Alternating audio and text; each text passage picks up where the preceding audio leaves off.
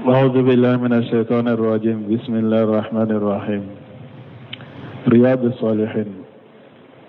باب فضل الآذان.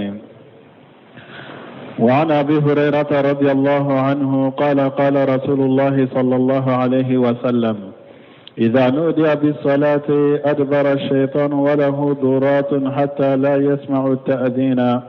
فإذا قضي النداء أقبل حتى إذا ثوب للصلاة أدبر،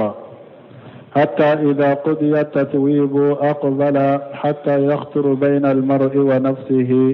يقول اذكر كذا واذكر كذا لما لم يذكر من قبل، حتى يظل الرجل ما يدري كم صلى. متفق عليه.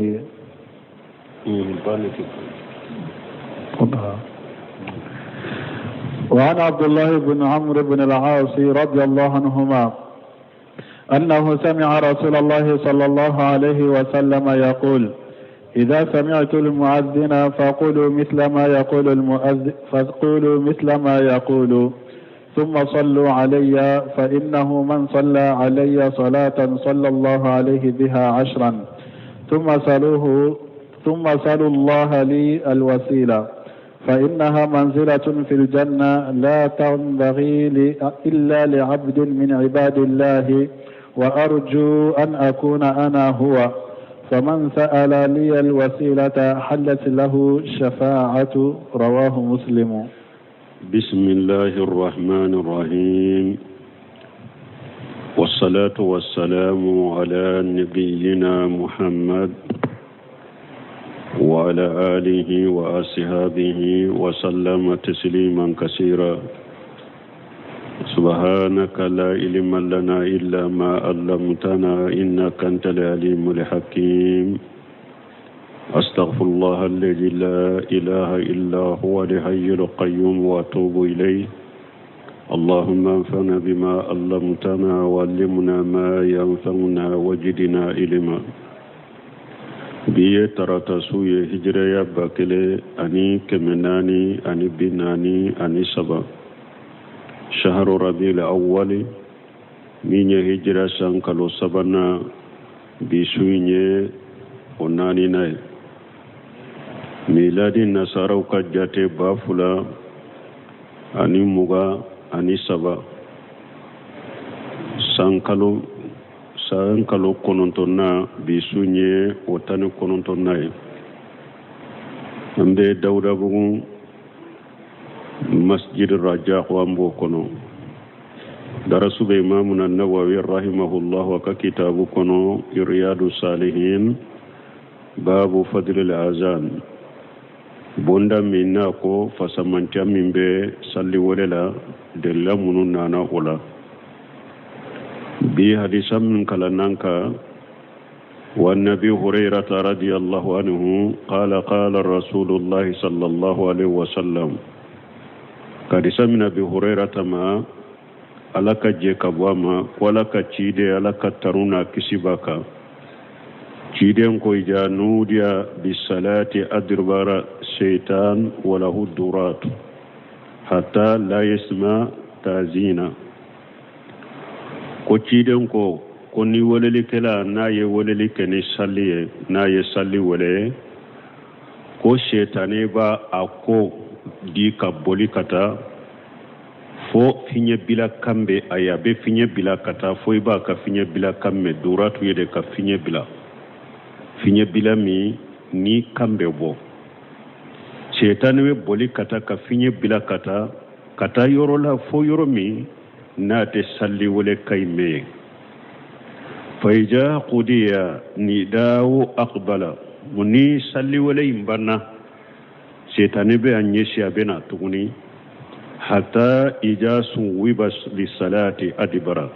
bunu ye salli korta fana damina salli joli fana damina dura aba kodi kaboli hatta ija qudiya taswibu abe mabbo fana kaboli kata fonni salli joli banna ni salli korta banna wakati min fana aqbala abe nyesi abena hatta yaqtira bayna al-mar'i wa nafsihi fo hadama de abe do iyere ni nincheyre katoki wasu yaqula bafo azkuru kaja wajkuru kaja ihakili ka jiginni na mana ki wasu ka sallila lima lam yuzkaru min qablu ayre hakilini ikamiri tunte ko mununa sani ka do salli kono de shaytan bi ka hakili jigulu de la hatta yajilla rajul ma yadri kam musalla fo hada made nyirebe toy ka sallila shaytanu ye hakke min salli nabi wasu ni hadisa muntafaq alayhi bukhari muslim benane hadisa ina taswibu al-iqamatu taswibu kore munye salli korta salli joli hadisa fulana wani abdullah ibn amr ibn ash radiyallahu anhu hadisa min abdullah ibn amr ibn ash alaka je kabwama annahu sami'a rasulullah sallallahu alaihi wasallam ko alayya me cide malakat tanuna kishibaka yaqulu cide mbafo ija samaitum al-muwajjina cide ko naye salli walela naya salli wale kamme faqulu misla ma yaqulu salli walela imbake kamin fo afana ka nyogona fo anofe summa sallu alayya o ko fe ni salli walela banna salli walela aya suru ya laddege aye kuma fo ya fo anofe o faram fansha bena ni salli wala imbanna o ko fe be salli ne cidenga fa innahu man salla alayya salatan sallallahu alayhi biha asra ciden ko nim mo mi nye salli ko kelenken neka ala be salli kanin o yesnya tade salli ko keleniya kenneka ala be salli ka sinyata summa salullaha li alwasilata o ko fe na salliranka o ko fe abe ala deli aka wasila indinema wasila arjanna sode do abe arjanna cire nyere ba perepere la tiganye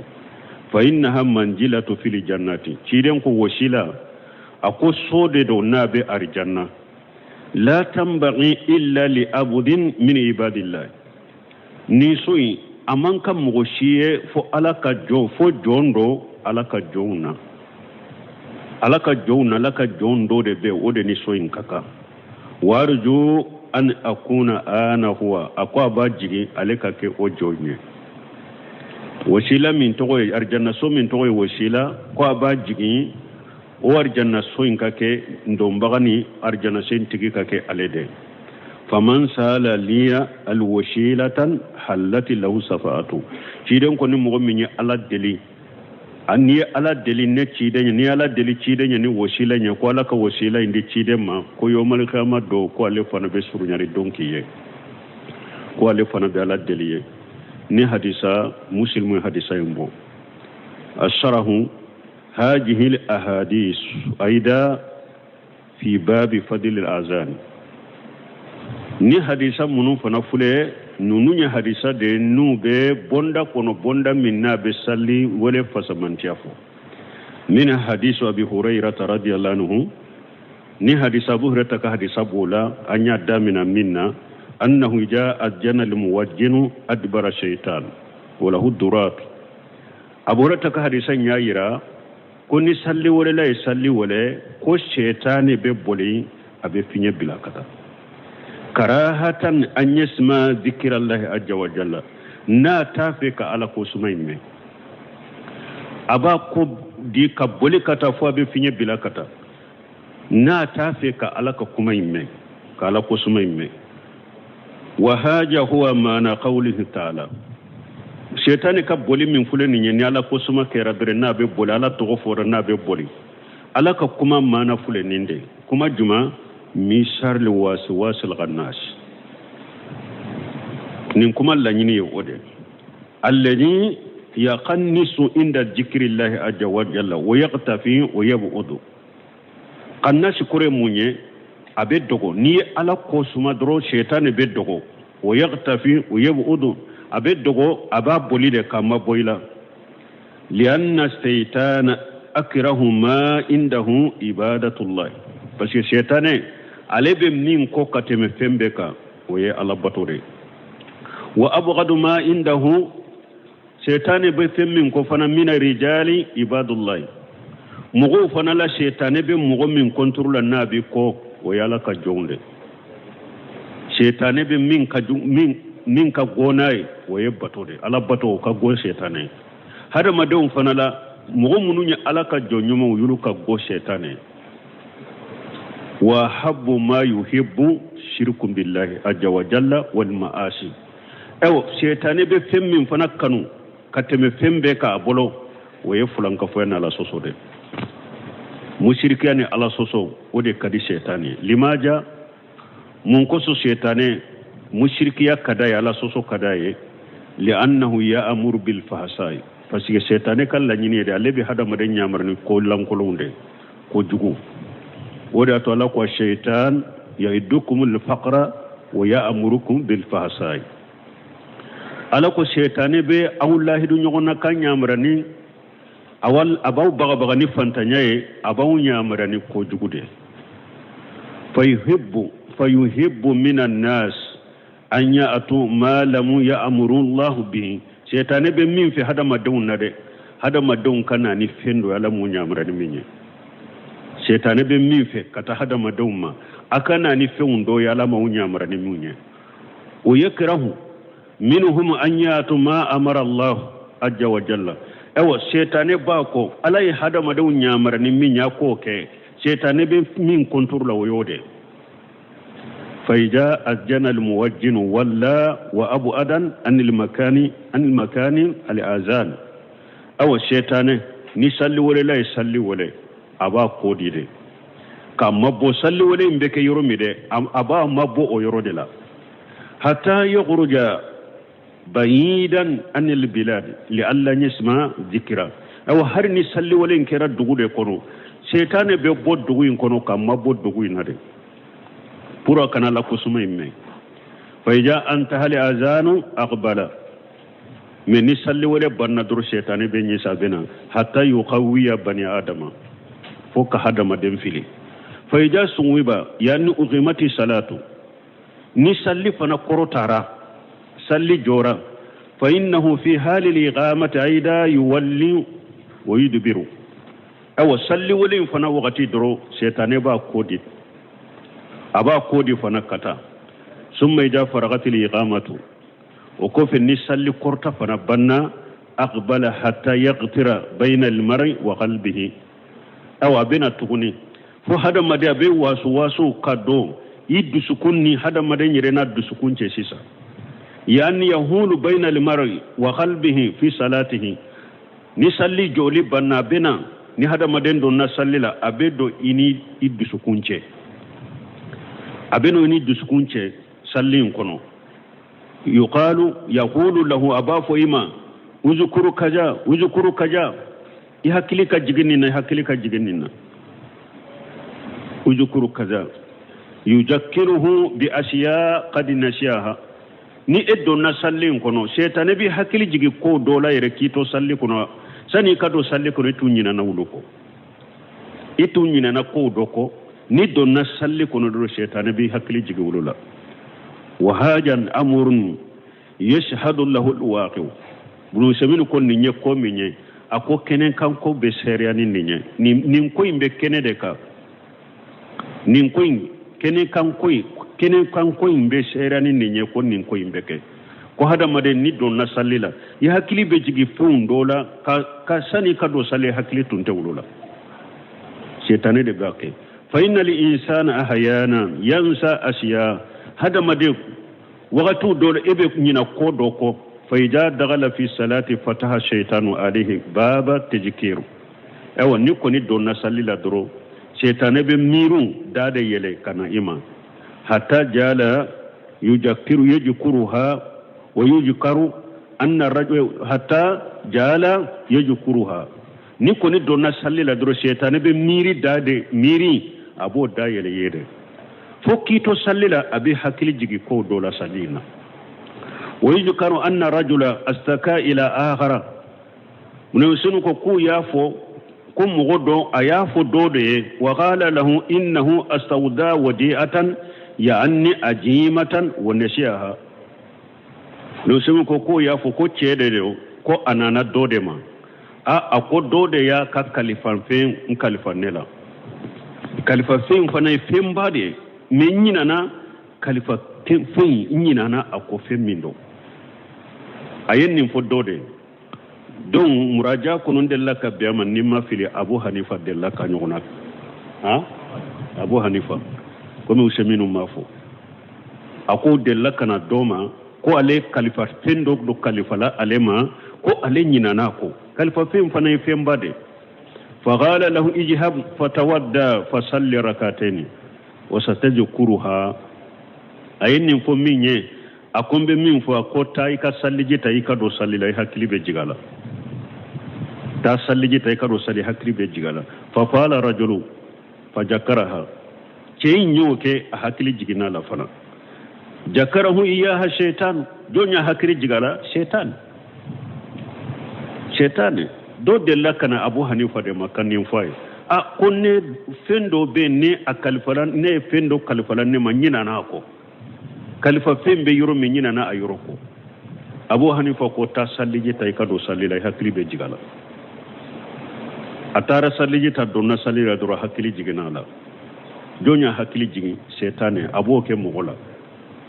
fendo be ni donna sallila do ritu nyina no ko hakli be jigula وصدق رسول صلى الله عليه وسلم كيدن يتشنفو حيث أراد في هذا الحديث فائدتين أجمتين كيدن يتشنفو تمامني حديثا أي فائدة بلا بفلا فوني حديثين الفائدة الأولى بيان فضل الأذان فائدة فلا موني ني حديثين كنو كيدن يسلي ولا فسمنتا يرانا وأنه يترد الشياطين ko salli wale abe shaytanu ge ni salli wale fasamanta do abe shaytanu ge wali haja astahabba kathiru min alulama ninde koso doni ke baga chamanya kanu ija wulida almawlud awwala ma yuladu an yujana fi ujunihi hatta yutrada shaytanu anhu ninde koso doni ke baga chamanya kanu ko ni den wolola awololi folo awolola yoromi doro ko ika salli wele atilola ko salli wele mbeke saboke setane ge kabola do ya kanu den jigina yoromi abora ba kono yoromi doro wolola yoromi do yoronin kele doro ika salli wele atilola ko beke sababu ka setane mabbo ku ge kabo denna wa badu ahli ilmi doni ka baw do fana yaqulu luko yu'ajjanu fi ujunihi hatta yakuna awwala ma yasma'u zikrullahi azza wa jalla do fana ko ayi ko ni den jigina doro na wolola doro ka salli wala tilola kun na fajuman bala ko anale jiya kono abeke kuma folo mimme onake ala ko sumay do fana ko salli wala den tilola ko anna fay ninde yaro don ko bawo yenin na fa fula de fo ka de salli wala den tilola do ko alla nyine munya na fa munye ka shetane ge ka wala do ko ka salli wala denti lola na anana anafoy munye pour anale jiya kono abe fen folo mimme onake ala toy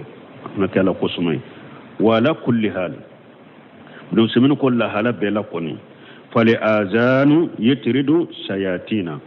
salli wala koni be shaytanu ge minye afule ka masayla min fo anya fo salafu baka ni mo min nyake anti jalagi mana ni den jigina yoro mi ka salli wala atilola mi ka do hadisa nana la umasaha hadisa min nana ko ika salli wala kinin tulula ika salli jonnu man tulula afsima saha hadisa nunu masaha mi doni ko salafu ka baraw tumbaka ni mo min nyake anti jalagi mi ake yoro fana yede na ya soro munum be nin ko yinke o yede munum be muso jigili kibariyala parce que ni eden tumbe dotoro de wura jigina dotoro de bolo o kofe de della benni kofe akoli kofe yata kadima wakati temena nimbe ke de dembora ba kono yoro mi doro abe ko yoro de la wala ba yere ni baba kalama abaka dina do ba yere bese kake dembora kono yoro mi doro abake ube dotoro munumbe nube ewa muso jigini kibariala den nana yoro mi de abeke o yoro de la mais ni français janyana doro wakati temena mais ala kulli lanko hadisa masaha mais ni mo min nya ke don ko anti jaladi parce que don ko tumbaka salafu tumbaka walakin akumme هل إجا أذن الإنسان في غير وقت الأذان هل يترد سياتينا الله أعلم أقوم يا لني هذا مدني يصلي ولا نصلي ولا وقت تي صلي ولا يم بشيطان وجوا أدون نانكو صلي ولا بشيطان وجوا من ني وقت شرابك كصلي ولا ده من نصلي وقت تي ني يصلي ولا بشيطان وجوا مسلم سنوك الله أعلم لكني ذكر الله على سبيل العموم يطرد الشياطين أقوم على قسمة كوني غرباليلا هر نما صلي ولا كركريا على قسمة كوني بشيطانك على قسمة كوني بشيطانك لأن معنى القناس الذي يقنس عند ذكر الله عز وجل باسكو سورة الناس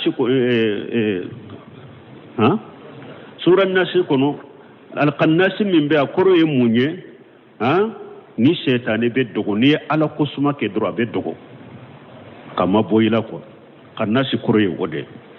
ya qannisu inda zikrillah azza wa jalla be dogo abe ma boyila ni ala kusuma ni nye abu hurata ka hadisa waye o sarahuye amma al hadisu sani فضيلته أن النبي صلى الله عليه وسلم أمر إذا سمع المؤذن أن نقول مثل ما يقول وحديث فلان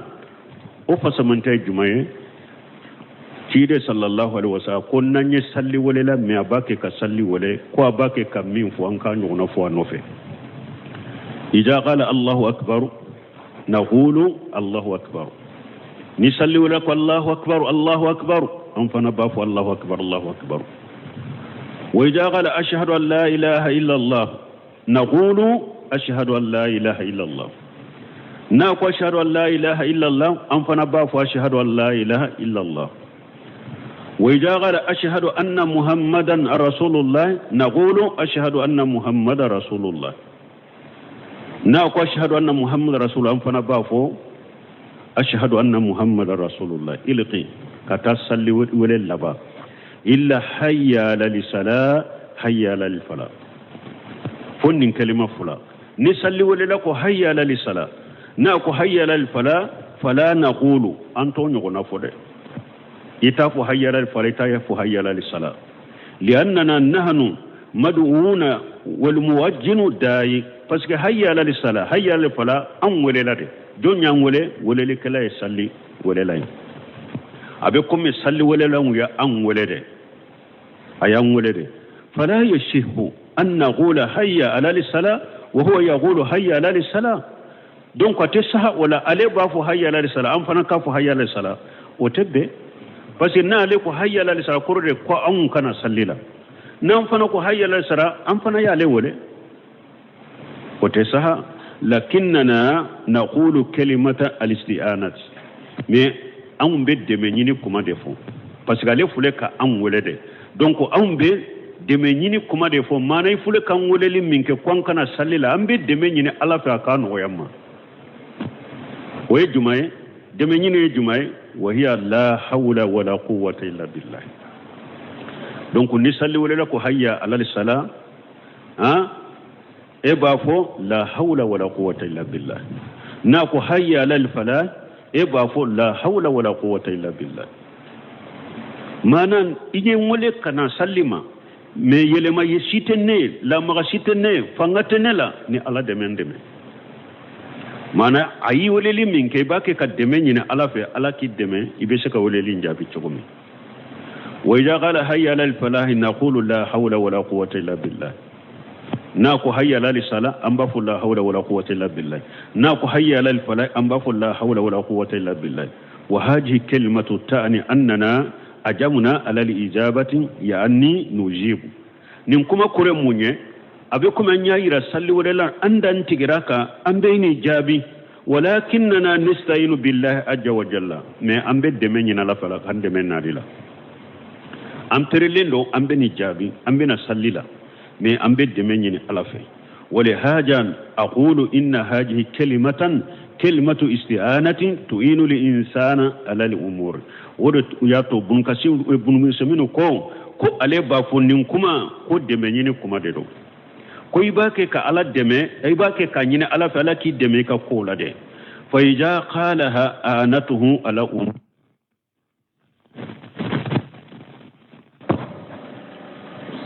فإذا قالها آنته على أموره وعلى صلاح أحواله نهذا مدنيا نكما فو على بيد دميكا قولا أبيك دميكا الله على بني تشغمي ولهذا قال الرجل المؤمن في قصة صاحبي الجنتين لصاحبه نند قصو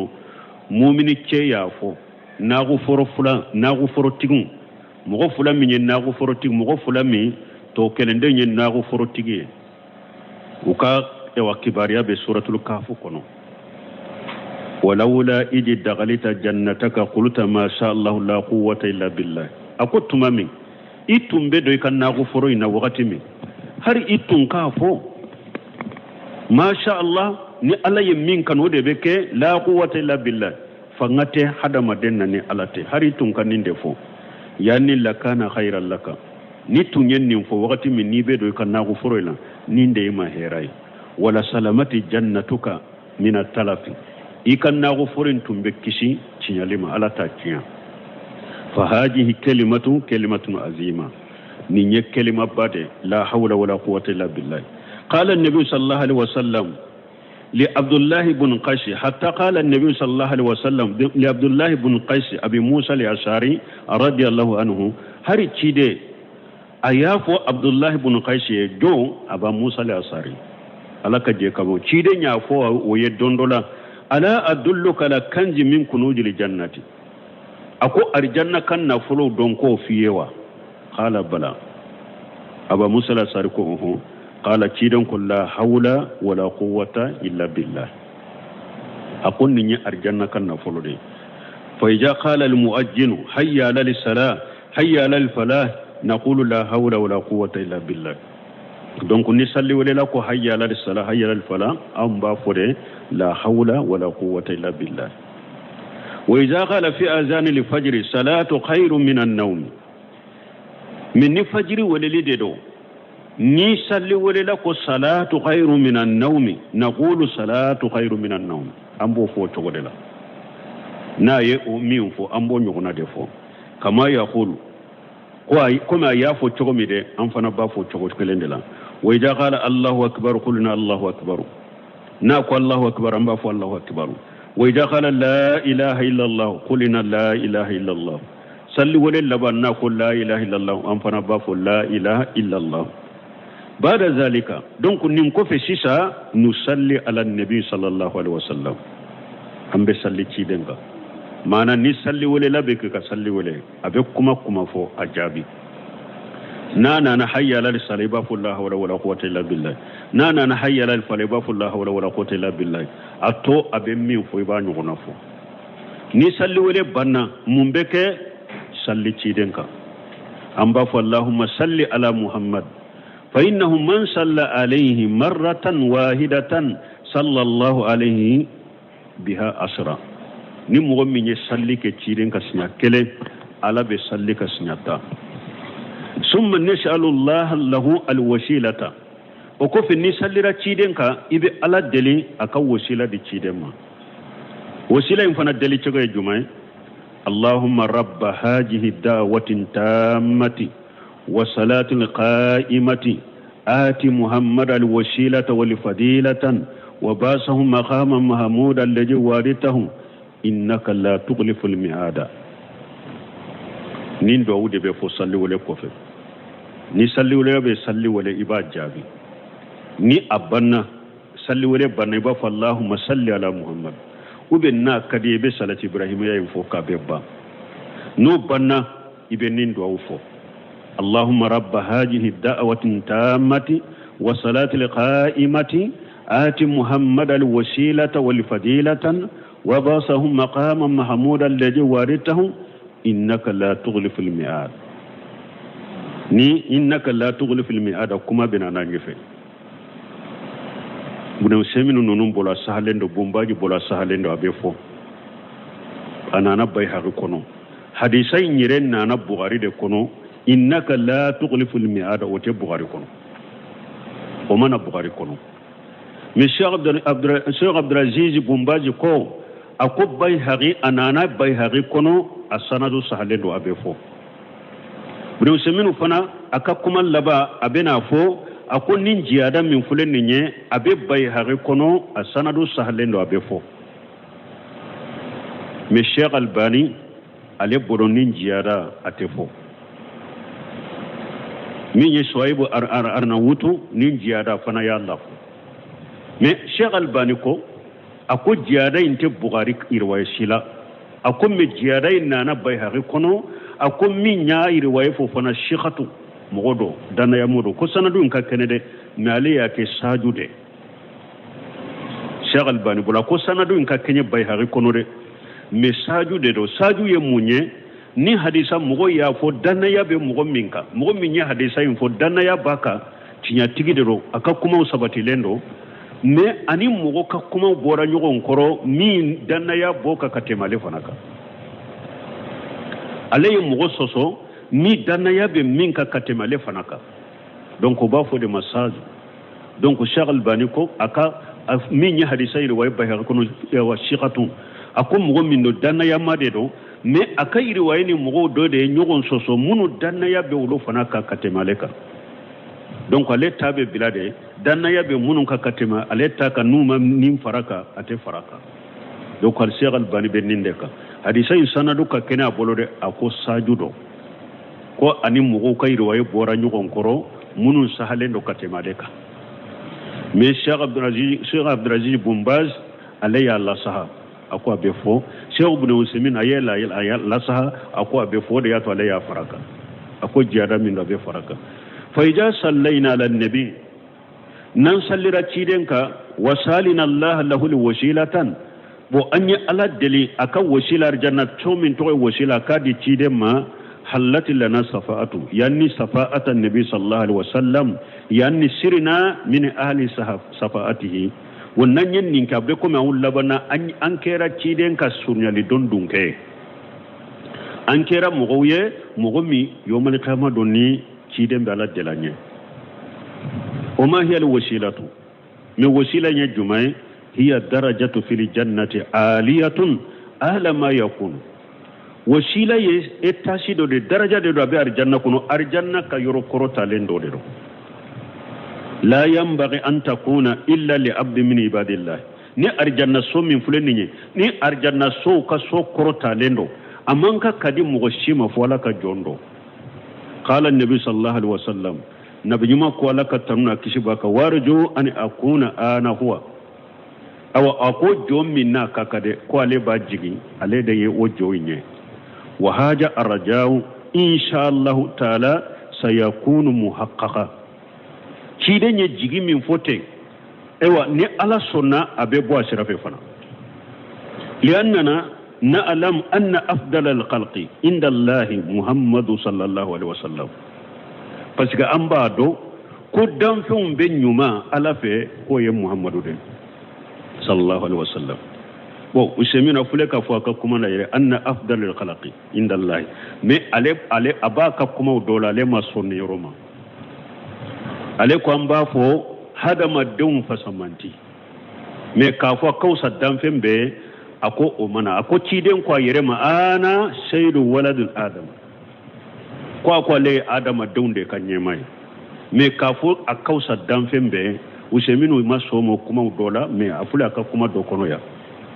parce que don ka ba chama mbaka bunka sir nonu mbaka adwal bayan minye mamur lamri sinkdi don ka ba chama mbaka ko ciden de dan fembe nyumai أقول لأننا نعلم أن أفضل الخلق عند الله محمد صلى الله عليه وسلم أقوم بعده قدام فين بفسمانتي ألفه ويا محمد ده ولأن أمة محمد تدعو الله تعالى بذلك بعد كل أذان أو شيء محمد كم منتون فنا سلي ولا كفر وبيد دعاء كاي نيار جنة سوكا داما والدعاء بين الأذان والإقامة لا يرد awa duwawu fana salli wele ani salli kortani nyogonche mo be duwawu minke atesagi wa kullu ummati taqulu allahumma ati muhammad alwasilata awa mantom be ewa salli wole ko fe sani salli ka jobe nin do ke muhammadu ya ala arjanna to so min to mi arjanna so min to wasila adi muhammadu ma wajadiru bi ummati muhammad sallallahu alaihi wasallam bi idnillahi ijad da'atillah ajja wa jalla an yuta muhammadul wasilatan an yaqbala allah minha ewa akaka ciden kan manton fana nuye ala wale ko ala ka wasila ko ala ko di muhammadu ma akaka ciden kan manton ala buka do mina ولهذا قال أرجون أن أكون أنا هو صلى الله عليه وسلم نين ده كوسو تشيدن كوم باجي من بدون نرجع نسوكن وسيلة وكاكنة إجن ينبغي لنا إذا سمعنا المؤذن أن نقول مثل ما يقول ولا أكاكا نني صلي ولا لا مي أبي صلي ولا أبي مين فو أنكا يغنى فو حتى لو كنت تقرأ اختير القراءة وأجيب المؤذن ako har ni ba ke kakkalade ni ba ke kakkalade ni salli wala la ko ne salli wala damina kalanti ka jabi ikakkalanjo ika jabi wa ija faraqita aqbil ala qira'atika ni salli wala la banna salli wala banna ibi nye shi kakkalamma ibi continue kakkalamma be abdarajaq ka kuma dodoya aya barofo kakkalande wonye akoko dondela ko ale tara bumbaji ka deresula o ya soro ale be demiseni yala lete ko chaman kalama ko bumbaji bake ka deresu banna be bake ka nyinin ka ko nyinin kali doba le kono abafi ka bumbaji nyinin ka me jama kacha ale desra ka nyinin ka jama bolo bo salli wole damina dro jama charla ka bo bumbaji ma akelen sigilen tora ale ko sisa ne tansoro pas ale te ko kalama akune tansoro sisa ako ale tara bumbaji kelembe ko ale ya fa ko sheikh ko ale ko sheikh nyinin kali do bene bola ko ismail ajan ko salli wala la me folo ay nim fo ka kalando ako ale nim fo munna mana bumbaji fule ka derisu do de di alema ja ni salli wala la be ka salli wala kana kuma wore fo jabi de folo Allah me dai ka jabi bo me ale todo bumbaji nunun ka tabulo la sino salli wala damina na dro be charila parce que lu bado kaba akelen sigilen tora ale ko sisa ne tansoro ale gerela la ko ismail azan donc buno semunu fana fule ko de fo har ni be kalan joy ka salli wala la jabi ni salli wala bana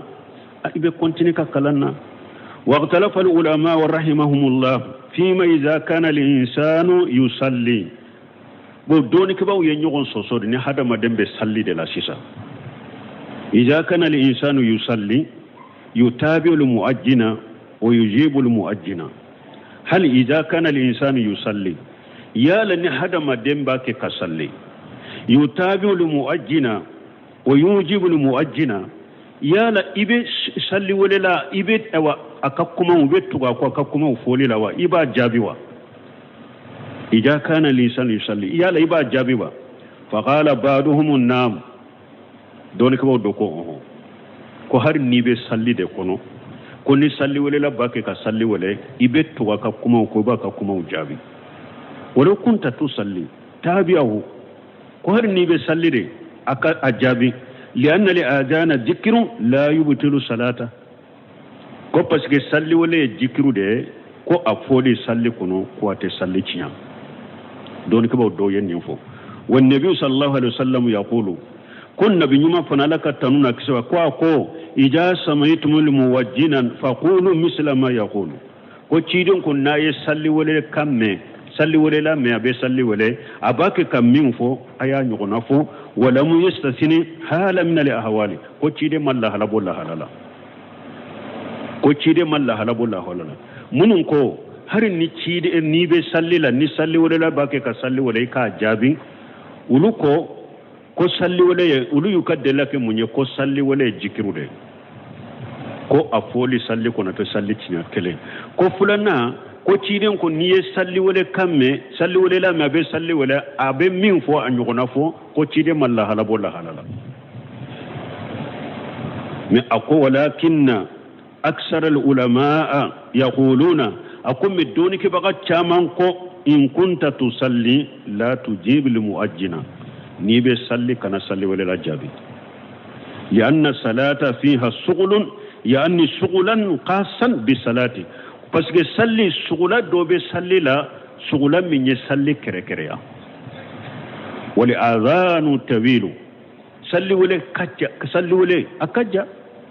ni ebe sallila e ko ba ke ka salli wala e wala me abe min fo kan yona fo o kaja ya anni yasquluka kathira anha o bi sughulaka chaya ka bo sallima donc don ko ban wore munun fana ko salli wala kana jabulu fana ni fo inna fi salati la sughulu ko sughula be salli fana la nabi sughula ka be fontuma ni e ko ka salli wala la jabi ki to sallila salli wala kaja donc abekum ye bara chaman ke salli kono walakin law atasitan wa anta tusalli faqul alhamdulillah li'annaha kalimatun wahidatun la tasquluka ni salati min ni ko ni be salli de kono ni ti sura iba fa alhamdulillah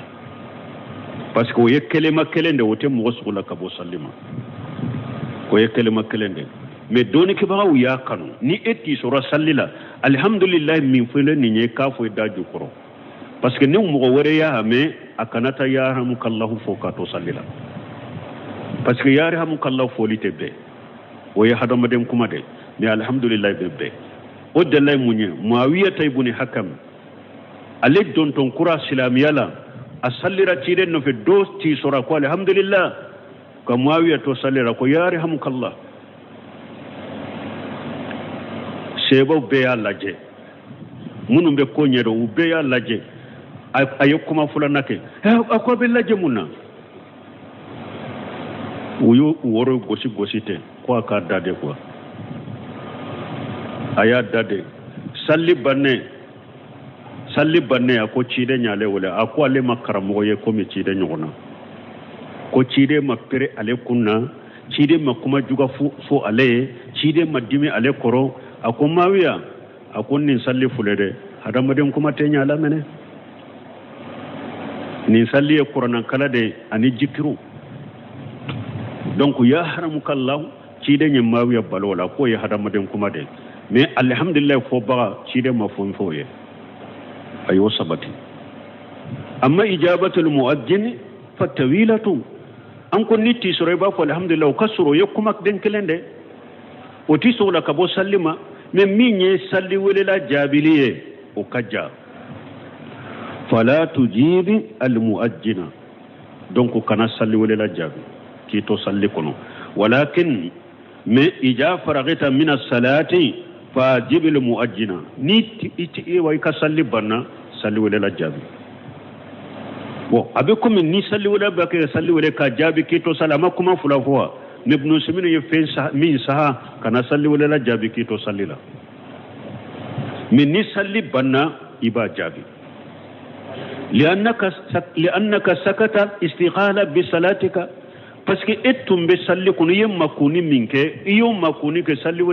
ولا كلا جابو تويري سولا لين توندني كصلي دي كذلك اكو ابو تشكو كلنا اذا كنت لا قضاء لحاجه يعني ان الانسان يقول أو يتقوت أبو تقول لهم نيباك كيكا حاجوك ما أنا هذا من إيباك كسونك وبي إيباك كبناكوتك وأجن المؤجن صلي ولا باك كصلي ولا يصلي ولا فلا يجيب المؤجن نيرو فنا لك أنا صلي ولا جابي كي توي كسونك كنا صلي ولا جابي كي توي كبناكوتك كنا صلي ولا جابي ده لأن حاجة ذكر بس كنيني على قسمه هذا مدين فنكيتو أسولا إتى على قسمك مكروه لكن إذا فرقت وخرجت من المرهاد أكون مني إتلا إكبر وسونا لا إتلا إكبرنا كتنا إبورا نجيم كنو أجيب المؤذن يبصلي ولا جاب mana ni be nyegen kono ye salli wala la ya me abake ka salli wala kana jabi ki to nyegen kono parce que salli wala ala kusuma de ala kusuma manka ke nyegen kono me ni bora nyegen kono itila lay bora nyegen kono iba jabi wa qila doko bal yujibuhi bi qalbika yujibuhu bi qalbika don ko doko ayi ko kite nyogon kono ko ibe salli wala jabi de ko me ba jabi ni dusukunde kon nende tafo yutabi wal muadzina bi qalbihi ko ibe tugu salli wala ko salli wala ni dusukunye lakin haja fihi najru mais bu yasminu ko lajjali be ni yorola ni yoro kanka korosi li qawli rasulullah sallallahu alaihi wasallam faqulu misla ma yaqulu parce que ci den ko ya fode ayemmin fo ayo nyogona de fo wal mutaba'atu bil qalbi laysati qawla parce que hada madem fana ni tugura salli wala ko ni dusukunyo ote kuma ye kazalika law samaita iddata muwajjinina aw abo chogodela ni eye salli wala jataw de ka salli wala kamme fa hal tujibu kull muwajjin ya laybe salli wala imbe jabiwa komi dugu imbe chogomi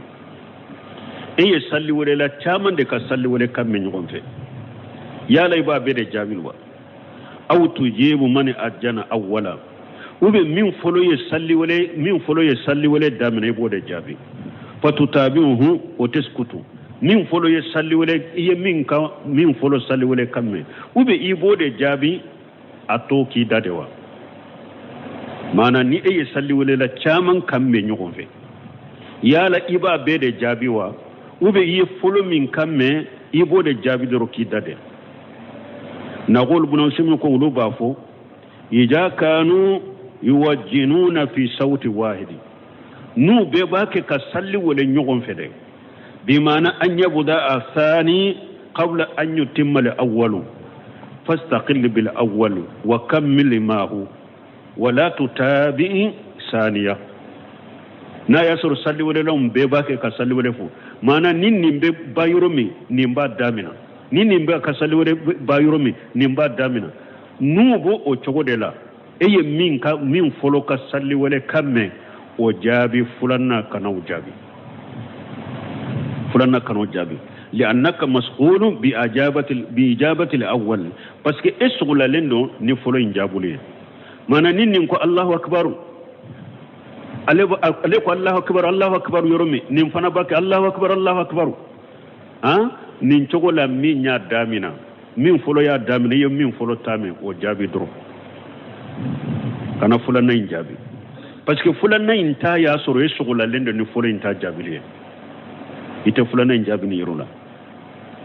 parce que esugula lendo ni folo injabi amma ija samaita saniyan bada intihai al-awwal fatabi'ahu men na ya soro eye salli wala fulanna me folo inta bannen ko fede mado abaki kam masala nunu famu nu bake ko fo nyugon fede iye min folo ya damina toni wotaye men ni nya ka salli wala ke iyo jabi aleta banna nin ka salli wala banna yoromi iye mo wore tame fana ya damina iba jabi nina yani masala lamma kammala al muajjinu al awwal al ajana samaita al muajjinan bada min jadidi fatabi'ahu li'annahu khairu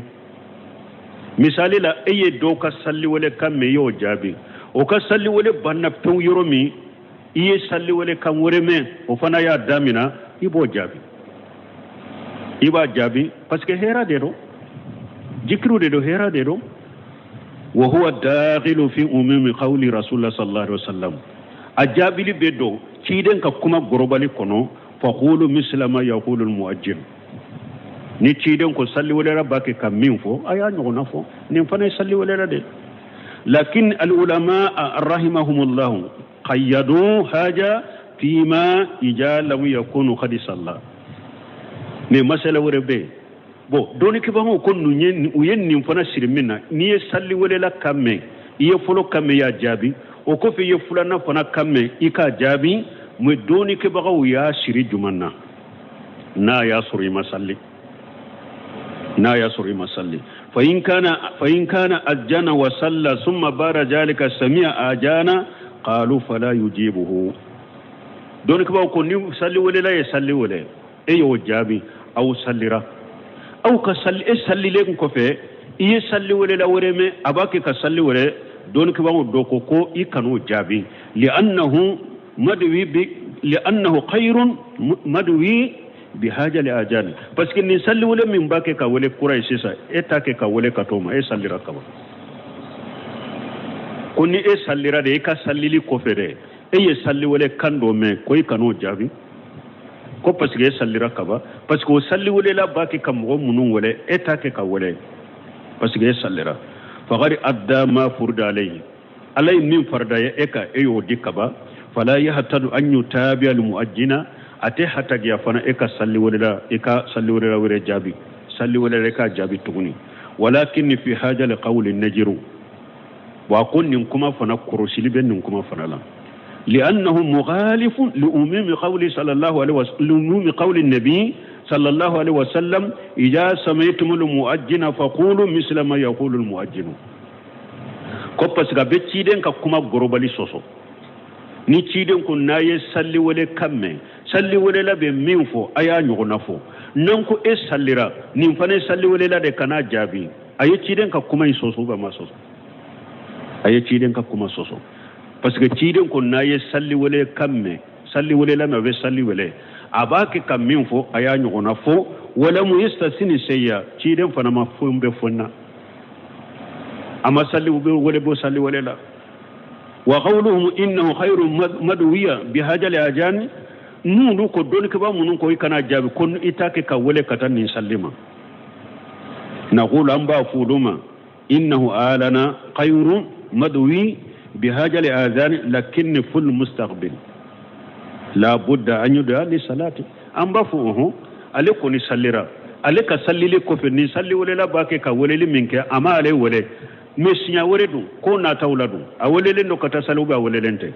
awelelen do wal amru huna sahalu bo konni yorola ko kanno na qulu azib al muazzina akwam be min fo wudu seminu ka hakrina akwam be min fo sali welela njabi har na yaro soro sallirade e bora sallila itilo be mo werela be salli wele ajabi walau kunta qad sallaita harina yasru salirade wa anta la khair ni salli wala jabi be herade law wala yadurruka shay'u salli wala jabi inti torni foye wallahu limuwaffiq donc ni hadisa fula sarahu yenni donc hadisa na tawla bo salli wala min be jabi salli wala sugu jumando salli wala min bakke ka ke mubasara direti mo min bakke ka salli wala ube arajola nu bafo ewa basu mubasara komi saudiya sa misali la haramu fule nu be salli wore ni direti ni bame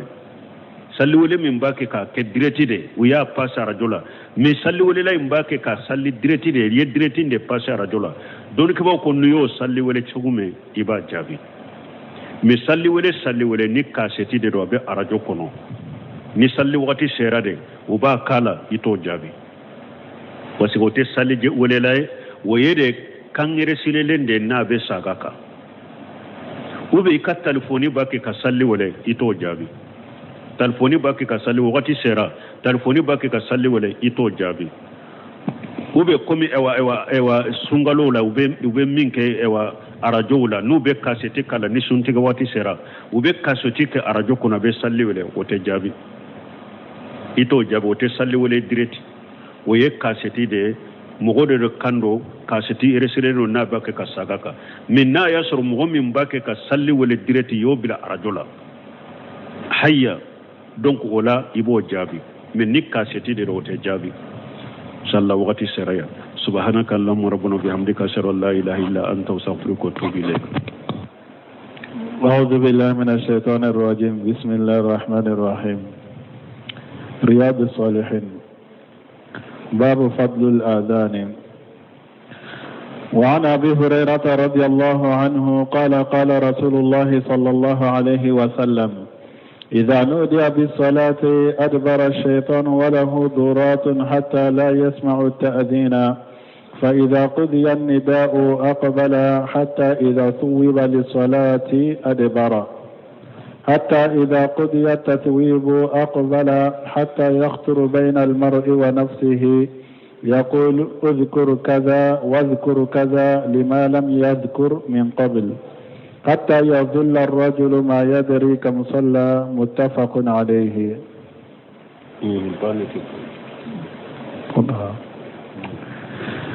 وعن عبد الله بن عمرو بن العاص رضي الله عنهما أنه سمع رسول الله صلى الله عليه وسلم يقول: إذا سمعت المؤذن فقولوا مثل ما يقول ثم صلوا علي، فإنه من صلى علي صلاة صلى الله عليه بها 10، ثم سلوا الله لي الوسيلة، فإنها منزلة في الجنة لا تنبغي إلا لعبد من عباد الله، وأرجو أن أكون أنا هو، فمن سأل لي الوسيلة حلت له الشفاعة. رواه مسلم. بسم الله الرحمن الرحيم.